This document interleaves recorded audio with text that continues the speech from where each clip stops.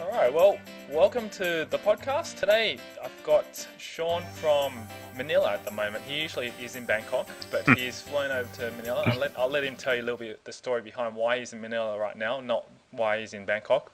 But I came across meeting Sean through Dan Andrews, and Sean's a lifestyle entrepreneur. I'm really, really excited to be able to share his story with you because he's got a very, very interesting story, and it will encourage you to look at a different way of being in business and also looking at having a lifestyle as well and combining both those together. So welcome to the call, Sean, and it's great to have you on. It's great to be here. Thanks. I thought let's start off with just maybe sharing a little bit more about your story to the audience to tell them a little bit more about what you're currently doing. And actually, let's take a step back. Where did you start, and how did you end up where you are right now? So originally I'm from the United States. I'm from Portland, Oregon.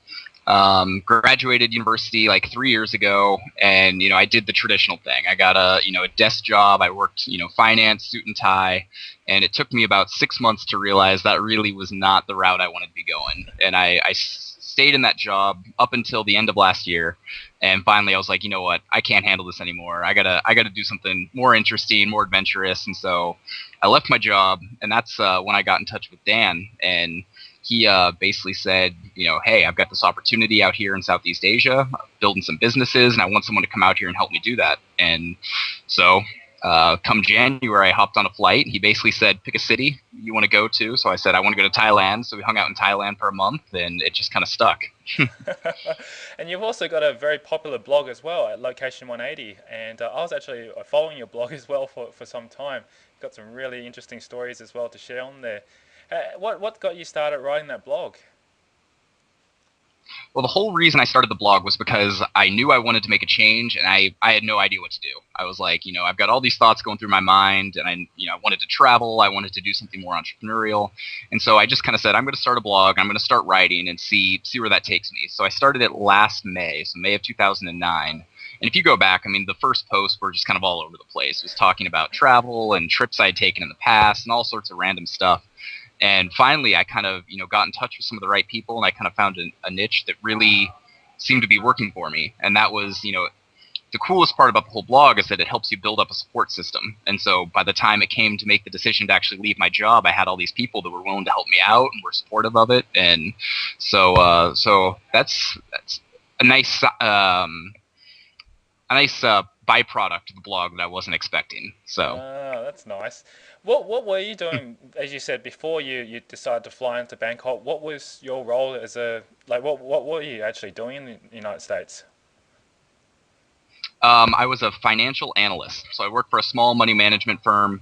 So I basically was just crunching numbers. I was researching stocks and helping decide whether or not they were the right things to purchase for our clients and things like that. But, part of the problem was it was such a small company that, I was fresh out of school, and they kind of looked at me as like, you don't really know what you're talking about kind of thing. And so, I never really gained any traction. If they were able to, pay a little more attention, embrace the youth that I brought, I think that it would have worked out better. But it just wasn't the right type of business for me. So.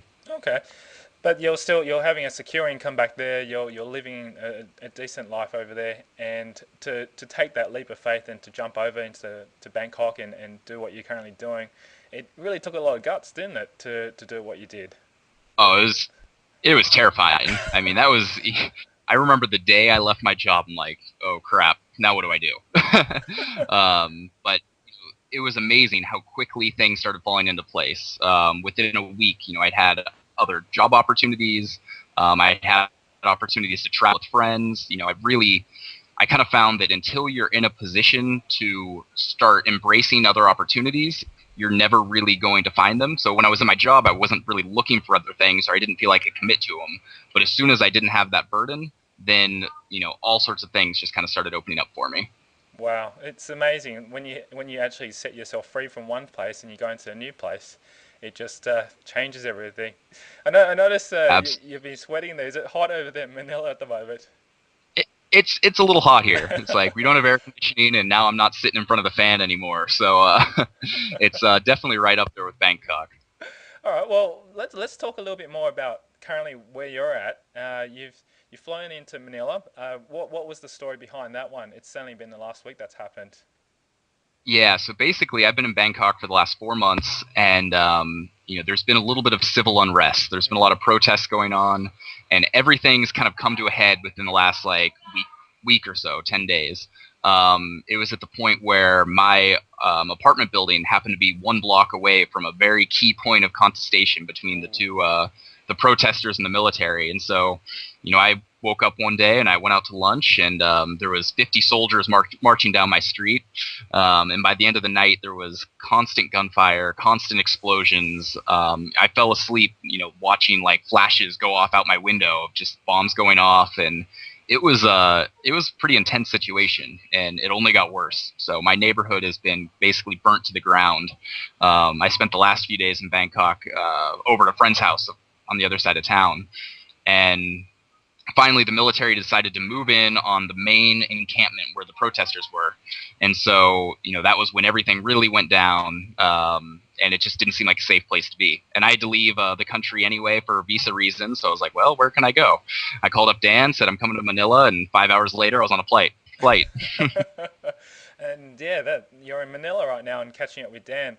So let's jump now to what's happening with yourself and Dan. You've come onto the MBA, the Tropical MBA program with Dan, which Dan started Right. back 6 months ago now, or has it been 6 months yet?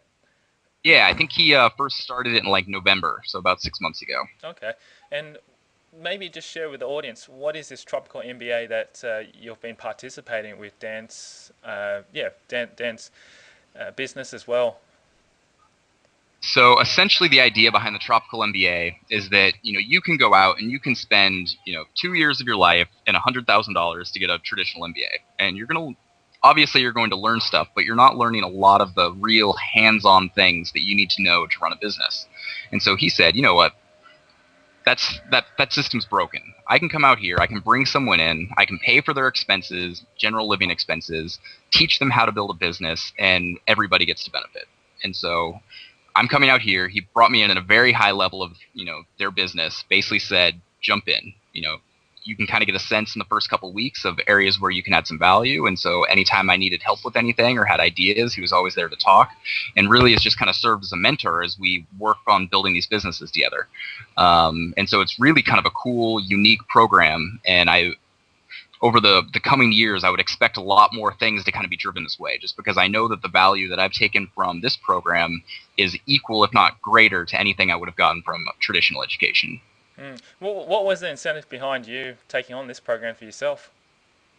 Well, like I said, I didn't have a job and I wanted something adventurous, so I basically saw it as an opportunity to, get paid to come out and live in Thailand, live in Southeast Asia, while at the same time getting to build a business and learn all of the skills that I felt like I never had the time to learn while I was at my last job. And so all the web marketing skills, the design skills, all that stuff, I've gotten to really make that a core focus of my life. Whereas if I were working my financial job at 50 hours a week, I would never have the time to develop those.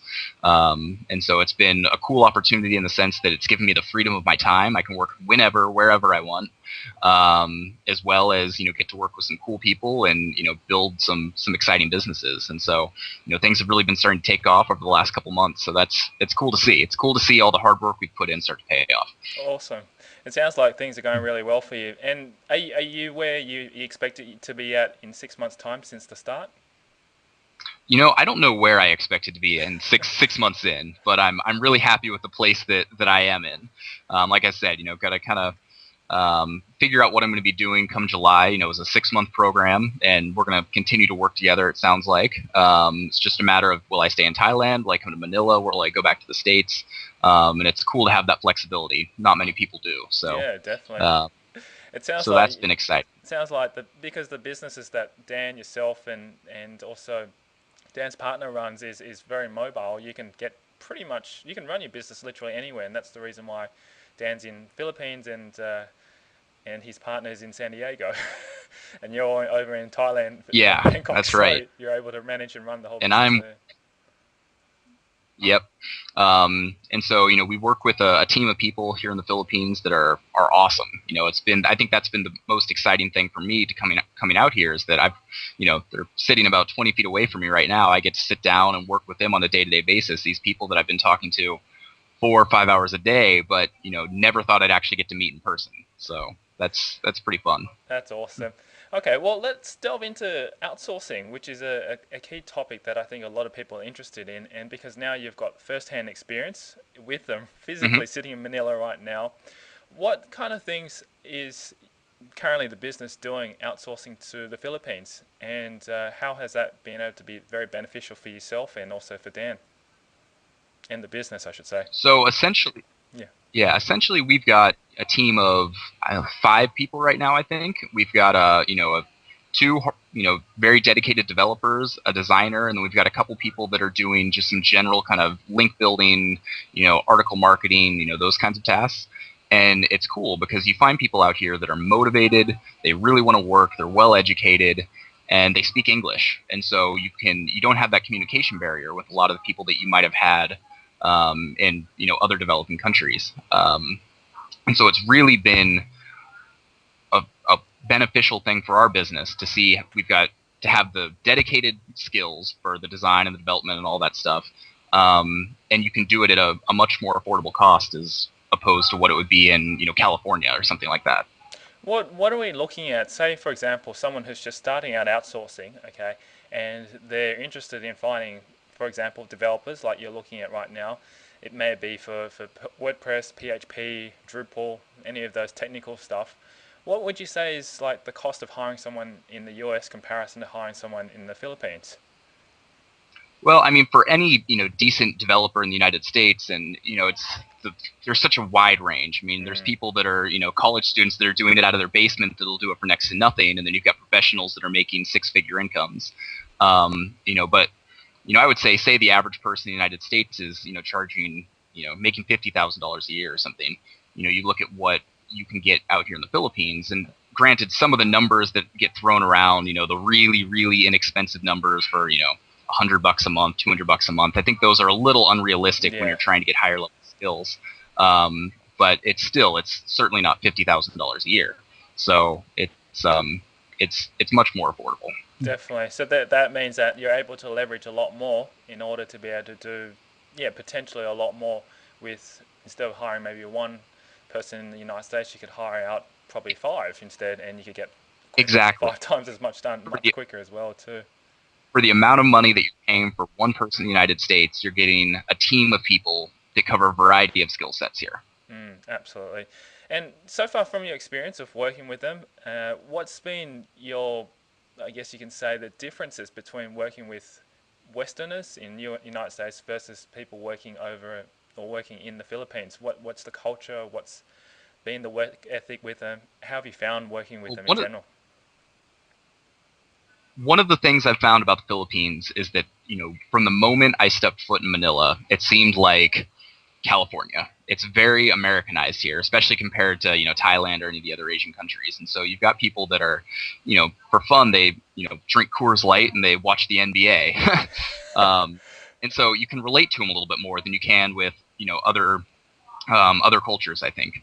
And like I said, the fact that most of them speak fluent English here makes everything much much easier from both a social and a business aspect. So I feel like I'm able to actually talk to them, get to know them, joke around with them, and I think that really translates over to a good business relationship.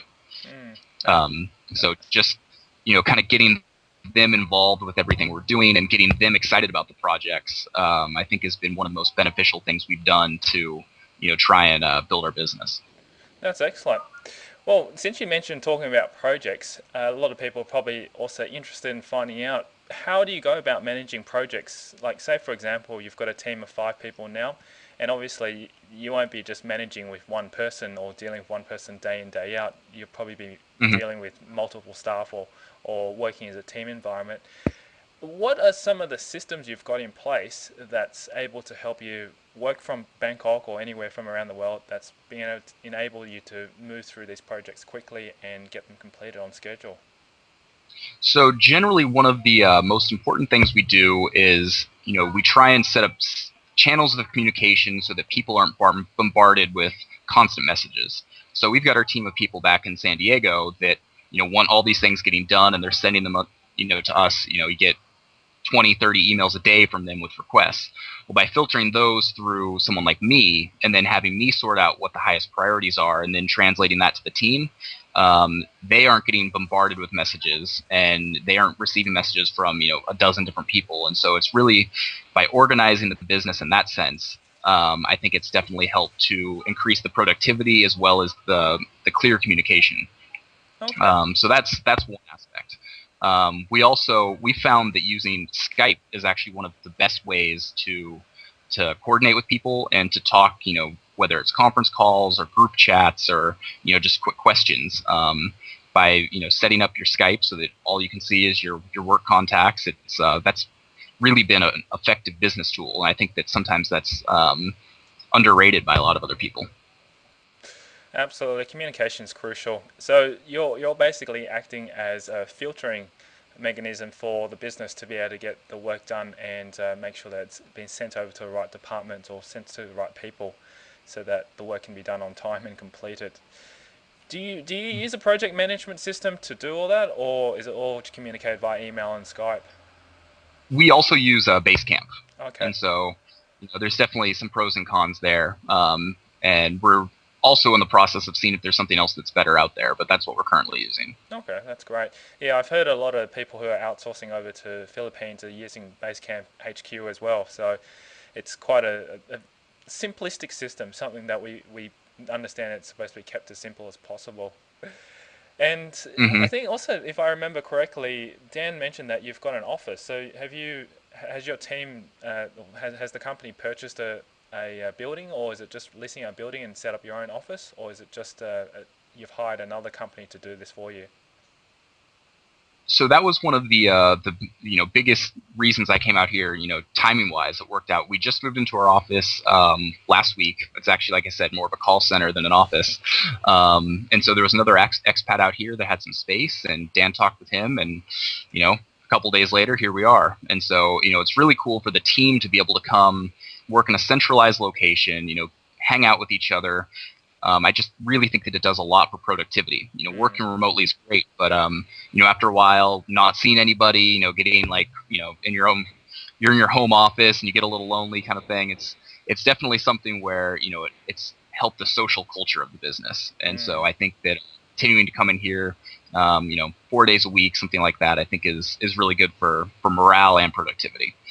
Excellent. So over time, as the business grows and as yourself starts to grow the business and take a step back, what is it that you'll need to do to get yourself outside the business to be able to achieve that lifestyle of being able to live the 4 hour, 10-hour work week, working at most 2 hours a day? This is I think something that a lot of people want to know, because as you're going through the Tropical MBA program, you're learning the ins and outs of the business, but at the same time, we have designed our businesses so that we do have that flexibility of lifestyle design or lifestyle. How do you think Exactly. we can achieve that? Well, I think there's a variety of ways that we can do it. I know for me personally, I've got, my own personal website, and I've got my own, personal projects that are going to be coming out there. I've actually got a big product launch that I'm going to be doing here in the next couple months that I'm excited about. And so, by creating the passive income on a personal level, that's going to enable me to have the income and a little bit more security and flexibility with my life. From the general business standpoint, I think it's the kind of thing that it's the most important thing is being passionate about what you're doing. I come in here and I work and I'm helping to grow these businesses, and I don't necessarily feel like it's work. And so that's, you've got the 4 hour, the 10 hour, the 20 hour work weeks. And I don't think that any of those are necessarily true. I think that they're, Tim Ferriss, you've heard it before. He probably works more than anybody who's ever read his book. But if you don't view it as work, then it's kind of a different story. And so I think, continuing to scale the business, I mean, that's been one of the things we've focused on the most is creating scalable processes that we can then outsource or have other people do.